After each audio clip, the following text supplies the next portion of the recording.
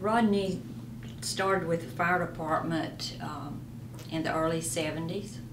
He had just begun a new job with the city of Loris, and he was getting a little interested in what was going on with a small volunteer fire department. And it wasn't long before he got voted to start his firefighter training.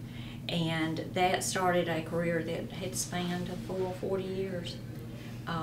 He rose from just being a local firefighter to taking all the classes. He was actually a state fire marshal, and he was assistant fire chief.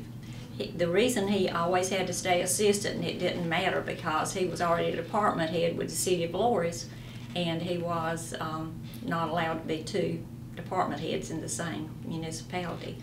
And he just loved firefighting. We had to learn to enjoy it. And I guess one of the funniest little stories that I have to tell is when Ashley, my youngest child, was a new baby in January. We had not been to visit any of the family. He was maybe 3 weeks old. And this other little child back here was about the size of this one.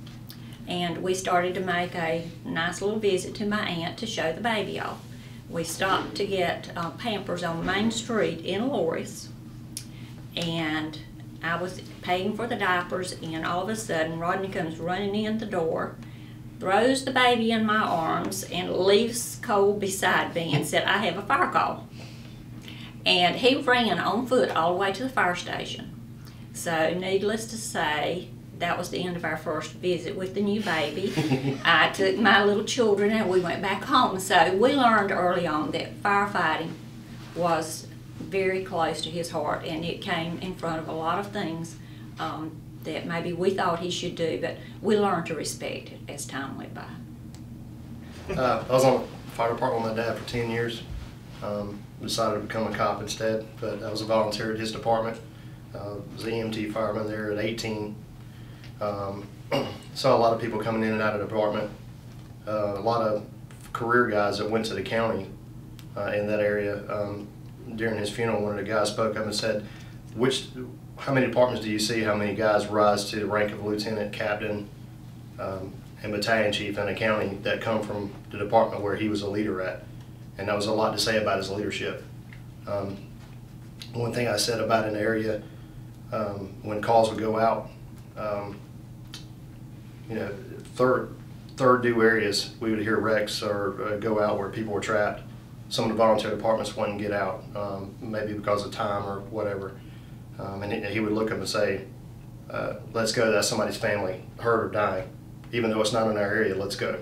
And he was always ready to, let's go help somebody and not sit around and wait. So that's one thing I can say about him. He was brave and he was loyal, and he, like Dad said, it didn't matter about what he was doing. When he heard that fire call go off, he was there like in an instant. And he was my papa. I looked up to him, and I just, whether it wasn't for him, I wouldn't be here right now, because he had my dad and he had me. Rodney put doing for others ahead of anything for him personally. He was a public servant in the truest sense. In everything that he went at, he went 100%. I think part of his ambition came from being an only son in his family with 3 sisters who lost his father when he was the size of this child. Rodney learned early on responsibility, and he took it well. He learned everything pretty much on his own. And one of the stories that has been so interesting, it's been an inspiration, is he was not allowed, not because he couldn't, but financially, to go to college when he was young and had the opportunity. After being called into Desert Storm, he came back home and he said, "I'm going to college." He was able to hold down everything he was doing, fire department, National Guard, his work, and he managed to go back to college and got his bachelor's degree in 3.5 years. The inspiration is he never gave up.